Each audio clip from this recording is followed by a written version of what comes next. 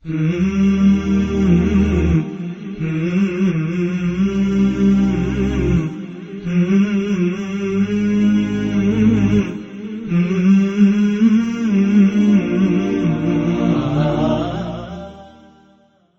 علیکم ورحمۃ اللہ وبرکاتہ۔ ناظرین کرام، آپ تمام حضرات کا استقبال ہے درس بخاری میں۔ بسم اللہ الرحمن الرحیم۔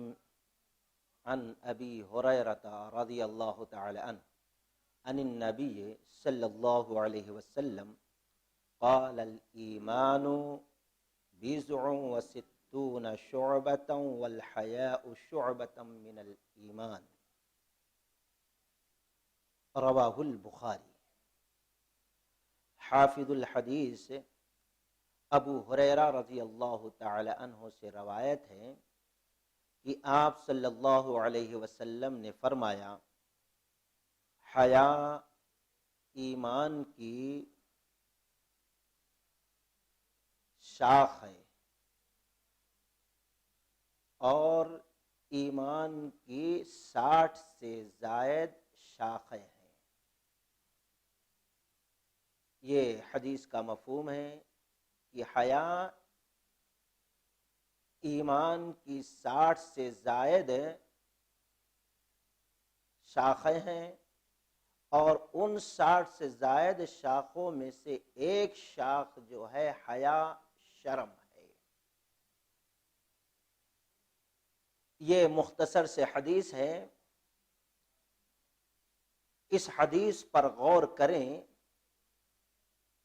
تو پتہ یہ چلتا ہے کہ ایمان کی بہت ساری شاخیں ہیں، اعمال، اخلاق، کردار کے اعتبار سے۔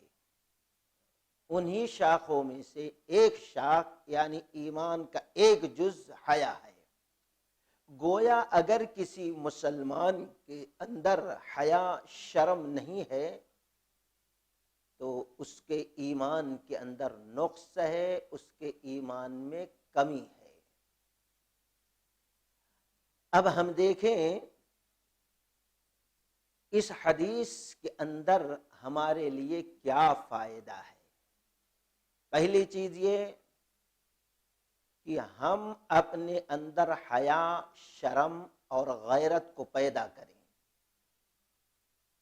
ایک بار رسول اللہ صلی اللہ علیہ وسلم کی نظر پڑی، آپ نے دیکھا ایک شخص اپنے بھائی کو حیا شرم کے اوپر ملامت کر رہا ہے۔ اس کا بھائی شرمیلا تھا، حیادار تھا، وہ ملامت کر رہا تھا۔ تو نبی علیہ الصلوۃ والسلام نے فرمایا، چھوڑ دو، اس کو ملامت نہ کرو، کیونکہ الحیاء من الایمان، حیا ایمان میں سے ہے، یعنی ایمان کا ایک حصہ ہے، تو اس حصے کو اس سے نکالنے کی کوشش نہ کرو۔ تو اپنے اندر حیا پیدا کرنے کی کوشش کرنا چاہیے، ایک چیز۔ اور دوسری چیز، دوسرا فائدہ ہمارے لیے جو اس حدیث سے ملتا ہے وہ یہ ہے کہ نبی علیہ الصلوۃ والسلام نے فرمایا، الحیاء لا یأتی بخیر، حیا شرم سوائے خیر اور بھلائی کی کوئی چیز نہیں پیدا کرتی۔ یعنی اگر کوئی شخص حیا اور شرم والا ہے تو ایسا انسان ذلیل و رسوا نہیں ہوتا، لوگوں کے سامنے رہے گا بے شرمی، بے غیرتی، بے حیائی کے کام نہ تو کرے گا اور نہ تو بولے گا، اور نہ ہی لوگوں کے درمیان بک بک کرتا رہے گا۔ اور جو انسان اپنے آپ کو بے حیائی، بے شرمی کی بات کرنے سے روکتا ہے، وہ انسان لوگوں کے درمیان ذلیل و رسوا نہیں ہوتا، کیونکہ بات کرے گا تو بہت ناپ تول کے صحیح درست بات کرے گا، ورنہ خاموش رہے گا۔ جب خاموش رہے گا تو تو اس سے کوئی ایسی بات نہیں ہو سکتی جس سے وہ دوسرے ناراض ہوں، دوسروں کو تکلیف ہو، لوگ اس کو برا بھلا کہیں۔ تو دوسرا فائدہ یہ ہے۔ اور تیسرا فائدہ، اللہ کے رسول صلی اللہ علیہ وسلم کے ایک صحابی عبداللہ بن مسعود رضی اللہ تعالی عنہ کہتے ہیں کہ رسول اللہ صلی اللہ علیہ وسلم نے فرمایا، استحیوا من اللہ حق الحیا، اے لوگو، اللہ تبارک و تعالی سے جیسے شرم کرنا چاہیے، جیسے حیا کرنا چاہیے، اس کا حق ادا کرو۔ تو صحابہ اکرام نے کہا، مشکات شریف کی روایت ہے، جب نبی علیہ السلام نے فرمایا اللہ سے جیسے شرمانے کا حق ہے ویسے شرماؤ، تو صحابہ اکرام نے کہا، اے اللہ کے رسول صلی اللہ علیہ وسلم، ہم ویسے ہی حیا کرتے ہیں جیسا کرنا چاہیے۔ نبی علیہ السلام نے فرمایا، نہیں، تم کرتے ہو ٹھیک ہے، لیکن حیا یہ ہے کہ استحفظ ان تحفظ الرأس وما وعا، حیا کا حق یہ ہے کہ بندہ حفاظت کرے اپنے سر کی، اور جو کچھ اس کے سر میں اللہ تعالی نے توانائی دی ہے، قوت دی ہے، طاقت دی ہے۔ وَتَحْفَظَ الْبَطْنَ وَمَا حَوَا، اور حفاظت کرے اپنے پیٹ کی اور جو کچھ اس کے اندر ہے۔ جب اس طریقے سے وہ حیا کرے گا تو وہ اللہ تبارک و تعالی سے حیا کرنے کا حق ادا کر دے گا۔ تو اس حدیث کے الفاظ پر بھی غور کریں کہ نبی علیہ السلام نے فرمایا اللہ سے حیا کرنے کا، شرمانے کا حق کیا ہے؟ ان تحفظ الرأس، یہ کہ تم حفاظت کرو سر کی اور جو کچھ اللہ نے اس میں توانائی اور قوت بخشا ہے۔ سر یعنی دماغ جو ہے، اس دماغ کا صحیح استعمال کیا جائے۔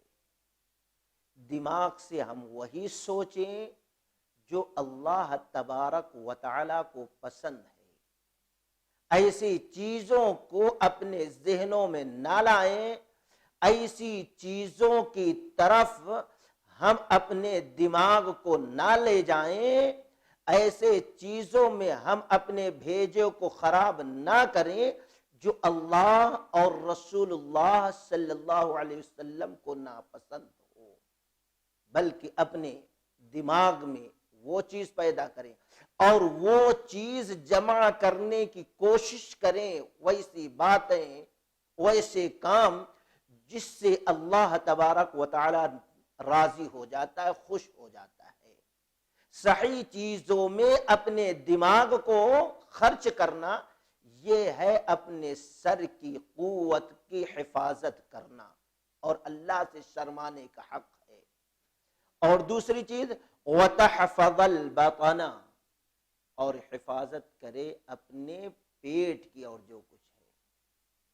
مطلب انسان اپنے پیٹ کے اندر حلال غذا ڈالے، پانی حلال ہو، جو چیز پیٹ میں جائے ایسی چیز نہ ہو جس کو اللہ تبارک و تعالی نے حرام قرار دیا، ناجائز قرار دیا، اللہ ناپسند کرتا ہے، ویسی چیز اس کے پیٹ میں نہ جانے پائے۔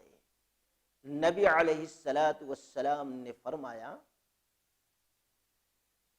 کہ انسان مر جاتا ہے، اس کا سر ہو یا کہ اس کا پیٹ ہو، قبر میں جب ڈالا جاتا ہے چند دنوں کے بعد سڑ جاتا ہے، گل جاتا ہے۔ جو چیز سڑ جانے والی ہو، گل جانے والی ہو، ظاہر بات ہے کہ ان چیزوں کا غلط استعمال نہ ہو کہ دن قیامت اللہ تعالی ہماری گرفت کرے کہ تم کیوں حیا اور شرم نہ کیا ہم سے، غلط چیز سوچی اور غلط چیز پیٹ میں ڈالی، تو جو شخص اپنے سر اور اس کی قوت کا استعمال صحیح کرے، جو شخص پیٹ اور اس کے اندر جو کچھ ہے اس کا استعمال صحیح کرے، تو گویا اس شخص نے صحیح معنوں میں اللہ تعالی سے حیا کرنے اور شرم کرنے کا حق ادا کر دیا ہے۔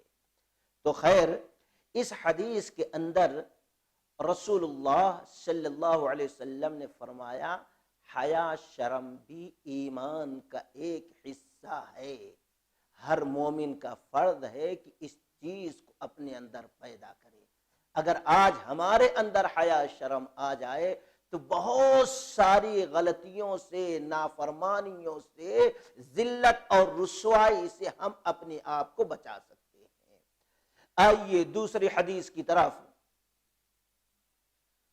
ان بسم اللہ الرحمن الرحیم ان عبد اللہ بن عمرو بن عاص رضی اللہ تعالی عنہما ان النبی صلی اللہ علیہ وسلم قال المسلم من سلم المسلمون من لسانه ويده والمهاجر من هجر ما نهى الله عنه، رواه البخاری۔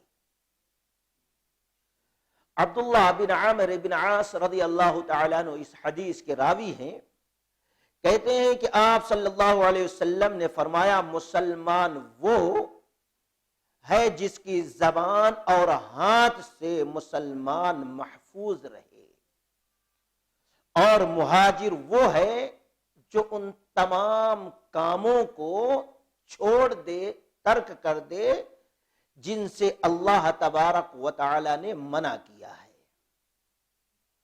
یہ دوسری حدیث ہے۔ اب اس حدیث پر ہم غور کریں کہ رسول اللہ صلی اللہ علیہ وسلم نے فرمایا مسلمان وہ جس کے زبان سے، جس کے ہاتھ سے لوگ اپنے آپ کو محفوظ، مامون سمجھیں۔ ایک صفت مسلمان ہونے کی یہ بتائی، ایک شاخ ایمان کی یہ ہے کہ ہم اپنے زبان سے، ہم اپنے ہاتھ سے، اپنے عمل سے کسی مسلمان کو تکلیف نہ پہنچائیں، کیونکہ اسلام سلیم سے ماخوذ ہے، جس کے معنی یہ ہیں کہ اپنے رب کے سامنے انسان اپنی رضا سے اپنے آپ کو جھکاتا ہے۔ جو جب بندہ اللہ تعالی کے سامنے اپنے آپ کو مکمل طور پر جھکا دیا، پیشانی ٹیک دیا، تو ایسے بندوں کے لیے آسان ہے اللہ تبارک و تعالی کے تمام احکام کو بجا لانا۔ تو اب لوگوں کو اپنے شر، اپنے ہاتھ، اپنے زبان سے انسان محفوظ رکھے، یہ بہت بڑا کمال ایمان کی نشانی ہے۔ اور جو شخص اپنے ہاتھ سے، اپنے زبان سے دوسروں کو محفوظ نہیں رکھ سکتا، اس کے اندر کی آگ جو ہے اس کو ہی جلا کر راکھ کر دے گی۔ تو پہلی چیز ہمارے سامنے جو آتی ہے ایمان کے شاخوں میں، ایک شاخ یہ کہ ہم اپنے زبان سے، اپنے ہاتھ سے مسلمان کو محفوظ رکھیں، اور صرف مسلمان کو ہی نہیں، غیر مسلمان اللہ کی ساری مخلوق کو ہم اپنے ہاتھ سے محفوظ رکھیں۔ کتنی بڑی فضیلت کی چیز ہے۔ سوچو کہ اللہ کے رسول صلی اللہ علیہ وسلم بیٹھے ہوئے ہیں، صحابہ اکرام کے درمیان ایک جنازہ گزرتا ہے، تو صحابہ اکرام بیٹھے بیٹھے سوال کرتے ہیں یہ کس کا جنازہ لے جایا جا رہا ہے؟ مرنے والے کا نام بتایا۔ صحابہ اکرام سنتے ہی اس مرنے والے کی تعریف کرنے لگے، اس کے لیے رحمت کی دعائیں کرنے لگے۔ تو نبی علیہ الصلوۃ والسلام نے فرمایا وجبت، واجب ہو گئی، یعنی فرض ہو گئی۔ پھر تھوڑی دیر کے بعد ایک دوسرا جنازہ گزرا تو اس مرنے والے کا نام صحابہ نے پوچھا تو لوگوں نے اس کا نام بتایا، تو صحابہ اکرام نے اس مرنے والے کے مرنے پر خوشی کا اظہار کیا، دعائے رحمت دعائے مغفرت نہیں کی، بلکہ کہ اچھا ہوا مر گیا، اس کی شرارت سے، اس کی بدماشی سے، اس کی بد زبانی سے، اس کی بد اخلاقی سے آج لوگ محفوظ ہو گئے۔ نبی علیہ الصلوۃ والسلام نے سنا تو کہا وجبت، واجب ہو گئی، فرض ہو گئی۔ عمر رضی اللہ تعالیٰ عنہ ٹھہرے اور کہنے لگے کہ اللہ کے نبی علیہ الصلوۃ والسلام، ہم نے جس کی تعریف کی مرنے والے کی، آپ نے جب بھی وجبت کہا، جس کی ہم نے برائی بیان کی آپ نے وجبت کہا۔ آپ صلی اللہ علیہ وسلم نے فرمایا تم نے جس مرنے والے کی تعریف کی اور غم کا اظہار کیا، اللہ سے دعا کی، اللہ نے اس کو بخش دیا، جنتی ٹھہرا دیا، اس لیے ہم نے کہا وجبت، واجب ہو گئی۔ کہا دوسرے جس کے مرنے پر ہم نے خوشی کا اظہار کیا، آپ صلی اللہ علیہ وسلم نے فرمایا کہ جس کے مرنے پر تم نے خوشی کا اظہار کیا، اور کہا آج اللہ کی مخلوق اس کے شر سے، اس کی بدماشی سے محفوظ ہو گئی، مامون ہو گئی، تو ہم نے کہا وجبت کہ اللہ تعالی نے واجب کر دی دوزخ، یعنی یہ بد اخلاق تھا، اپنی زبان سے، اپنے ہاتھ سے لوگوں کو تکلیف پہنچایا کرتا تھا، لوگ اس کی زبان سے، اس کے ہاتھ سے اپنے آپ کو محفوظ نہیں سمجھتے تھے۔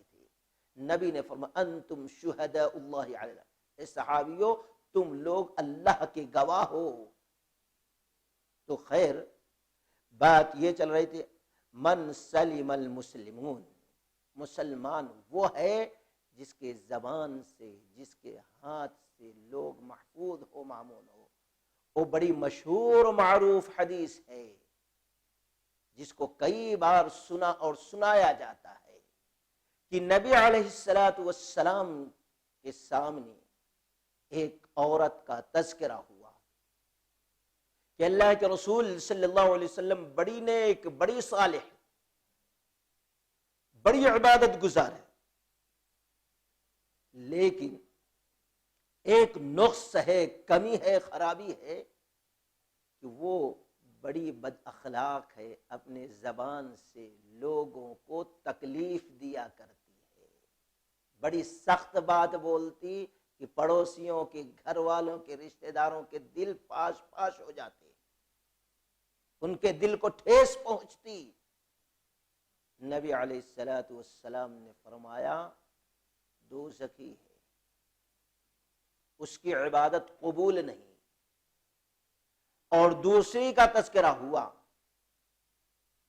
کہ اللہ کے نبی علیہ الصلوۃ والسلام، ایک اور عورت ہے، فرائض کی تو پابندی ہوتی ہے لیکن نوافل میں زیادہ آگے نہیں، زیادہ تہجد گزاری نہیں ہے، نوافل ادا نہیں کرتی، اس کا کیا معاملہ ہے؟ لیکن وہ بڑی اخلاق مند ہے، اپنے زبان سے کبھی کسی کو تکلیف نہیں پہنچاتی ہے، کسی دل کو ٹھیس نہیں پہنچاتی ہے، لوگ اس سے خوش رہتے ہیں۔ تو آپ صلی اللہ علیہ وسلم نے فرمایا وہ عورت جنتی ہے۔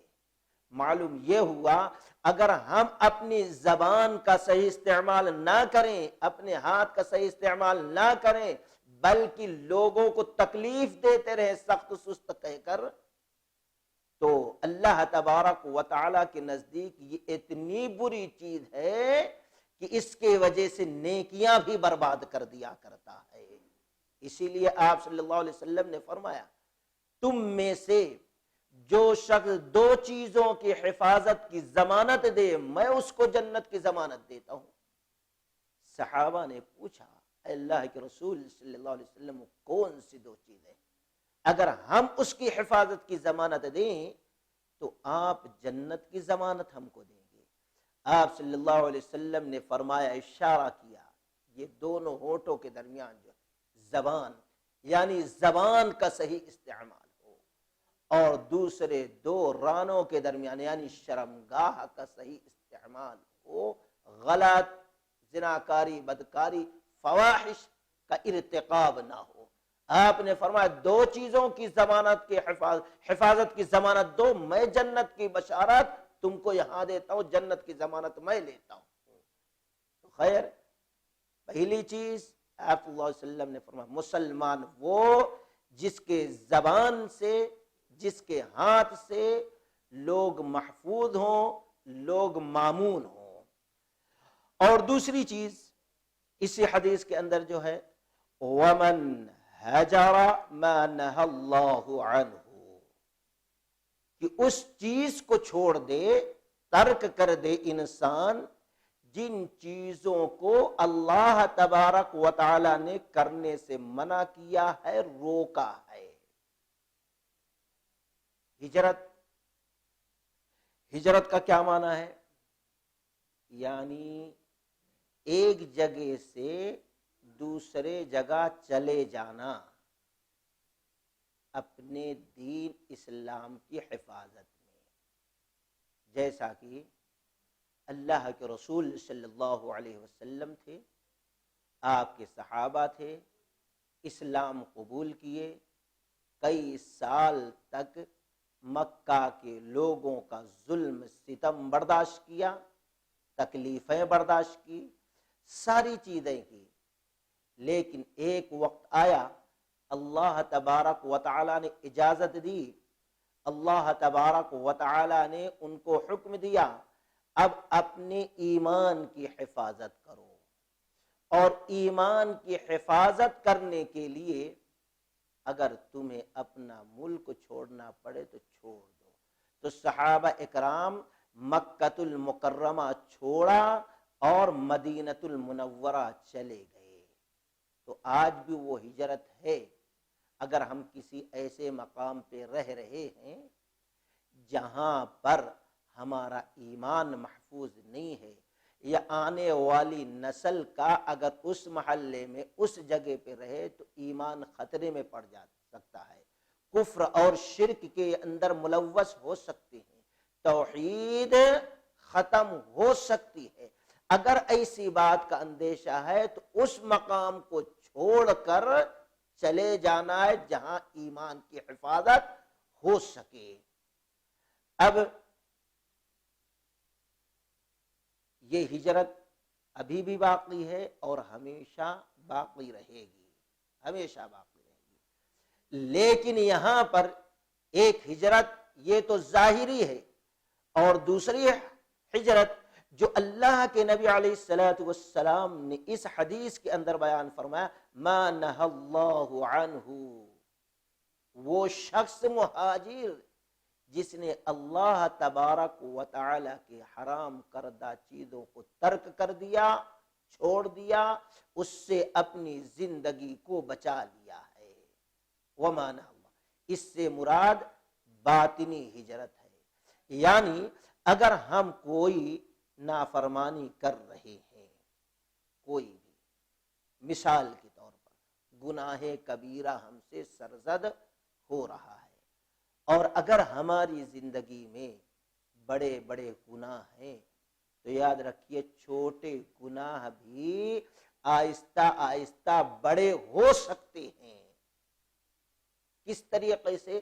قرآن نے کہا ان تجتنبوا کبائر ما تنہون عنہ نکفر عنکم سیئاتکم وندخلکم مدخلا کریما۔ رب نے فرمایا اگر تم اپنے آپ کو بڑے بڑے گناہوں سے بچاؤ گے، اللہ کی نافرمانیوں سے بچاؤ گے، نکفر عنکم سیئاتکم وندخلکم مدخلا کریما، تو اللہ تعالیٰ تمہارے چھوٹے گناہوں کو کفارہ بنا دے گا تمہاری نیکیوں کی وجہ سے، اور تم کو عزت احترام کے مقام پر جمع کر دے گا۔ تو یہاں شرط جو بتائی گئی وہ شرط یہ ہے کہ ہم اپنے آپ کو اگر بڑے بڑے گناہ، بڑے بڑے جرم اللہ تعالیٰ کی نافرمانیوں سے بچاتے ہیں تو ہمارے اعمال جو ہم کرتے ہیں اعمال صالحہ، ان نیکیوں کے وجہ سے اللہ چھوٹے گناہ معاف کرے گا، اور اگر بڑے گناہ سے ہم نہیں بچتے، بڑے گناہ ہم سے سرزد ہو رہے ہیں، تو گویا ہماری نیکیوں کی وجہ سے چھوٹے گناہ بھی معاف نہیں ہوں گے۔ مثال کے طور پر زناکاری ہے، یہ بہت بڑا گناہ ہے، بہت بڑا جرم ہے۔ اگر انسان زناکاری سے، فحاشی سے اپنے آپ کو نہیں بچاتا تو یہ بھی بڑا جرم ہے، گناہ کبیرہ ہے۔ غالی گلوج ہے، غیبت چغل خوری ہے، لعن طعن ہے، شکوہ شکایت ہے، یہ بھی گناہ ہے۔ چغل خوری، لعن طعن، یہ گناہ کبیرہ ہے۔ اگر ہماری زندگی اس کے اندر ملوث ہوتی ہے تو اللہ تبارک و تعالی ہماری نیکیاں ختم کر دے گا۔ آپ اٹھائیے حدیث بخاری شریف کی، اجتنبوا السبع الموبقات، تم 7 مہلک ہلاک کرنے والے گناہوں سے اپنے آپ کو بچا لو۔ وہ کیا ہے؟ شرک ہے۔ شرک جو ہے نیکیوں کو تباہ و برباد کر دیتی ہے۔ سود خوری ہے، سود خوری جو ہے ساری نیکیاں برباد کر دیتے ہیں۔ حرام کمانا، حرام کھانا، اس سے نیکیاں تباہ ہو جاتی ہیں۔ مثال کے طور پر المنتخبات ایک کتاب ہے، اس کے اندر صفحہ نمبر 140 پر تقریباً یہ واقعہ نقل ہے کہ ایک قافلہ حج کرنے گیا اور اس قافلہ کے لوگوں نے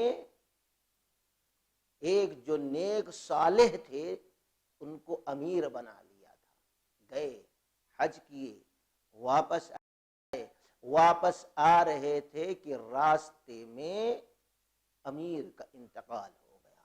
بستی ابھی دور تھی، لوگوں نے ایک گڑھا کھودا، قبر کھودی، اس کے اندر جیسے دفن کرنے گئے دیکھتے ہیں کہ سانپ بچھو سے وہ قبر بھرا ہوا ہے۔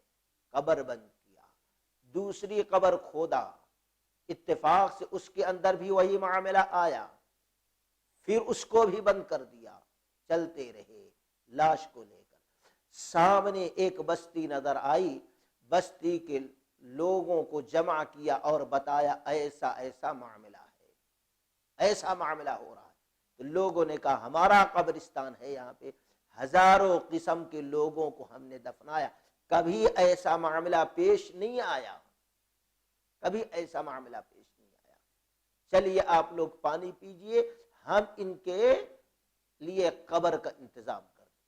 قبر کھودی گئی، وہاں پر گئے، پھر لٹانے لگے تو دیکھتے ہیں پھر وہی سانپ بچھو سے قبر بھری ہوئی ہے۔ لوگ افسوس کرتے ہوئے بیٹھ گئے، آخر آج تک ایسا معاملہ نہیں آیا، اب یہ کیسا واقعہ پیش؟ لوگ سوچ میں ڈوبے ہوئے ہیں۔ دیکھتے ہیں کہ صحابی رسول عبداللہ ابن مسعود رضی اللہ تعالیٰ تشریف لا رہے، وہ آئے، ان کے سامنے لوگوں نے بات رکھی تو انہوں نے کہا اللہ کو بہتر معلوم ان کے کیا معاملات تھے اندرونی، اب ایک نہیں 1000 قبر بھی کھودو تو معاملہ یہی ہوگا، اس لیے اللہ کا نام لے کر اسی میں دفن کر دو۔ عارف سراجی رحمۃ اللہ علیہ المنتخبات میں یہ واقعہ نقل کرتے ہوئے لکھتے ہیں ان کو دفنا دیا گیا، جب قافلہ واپس آیا تو لوگوں میں بات عام ہونے لگی، ایسا ایسا ہوگا، لوگ کہنے لگے بڑا نیک آدمی تھا، بڑا صالح، ایسی باتیں چل رہی تھی۔ ایک دن کچھ لوگ ان کے گھر کے باہر بات کر رہے تھے، بیوی مرنے والے کے گھر سے سن رہی، اس نے آواز دی ہاں ہمارے شوہر محترم بڑے نیک تھے، بڑے صالح تھے، بڑے اچھے تھے، لیکن ایک بات تھی کہ دکان رکھے تھے، کوئی شخص آتا اچھے کوالٹی کی چیزیں دکھاتے اور دیتے وقت وزن کرتے وقت تھرڈ کوالٹی کی بھی چیزیں ملا دیا کرتے تھے، ہو نہ ہو اللہ تبارک و تعالی اس وجہ سے ان کے ساتھ یہ انجام کر رہا ہے، یعنی حرام کمائے، حرام کھائے، دھوکہ دے کر تو حج جیسی عبادت بھی اللہ تعالی نے قبول نہ کیا، ان کے گناہوں کو معاف نہ کیا۔ اس لیے اگر ہم چاہتے ہیں ہماری دنیا اور آخرت اچھی ہو، ہماری عبادت قبول ہو، تو ایمان کی شاخ میں سے ایک شاخ یہ ہے کہ ہجرت، یعنی اللہ تعالی کے نافرمانی والے جتنے اعمال ہیں اس سارے عملوں کو ہم ترک کر دیں، چھوڑ دیں۔ برائیوں کو چھوڑ دینے والا مہاجر ہوتا ہے۔ اللہ تعالیٰ سے دعا ہے کہ اللہ تبارک و تعالی ہم لوگوں کو سچا پکا مومن بنائے، اور ہماری زندگی کبھی ہمارے ہاتھ سے زبان سے کسی کو تکلیف نہ پہنچے۔ بارک اللہ لنا ولکم فی القرآن المجید، سبحانک اللہم و بحمدک، اشہد ان لا الہ الا انت، استغفرک و اتوب الیک۔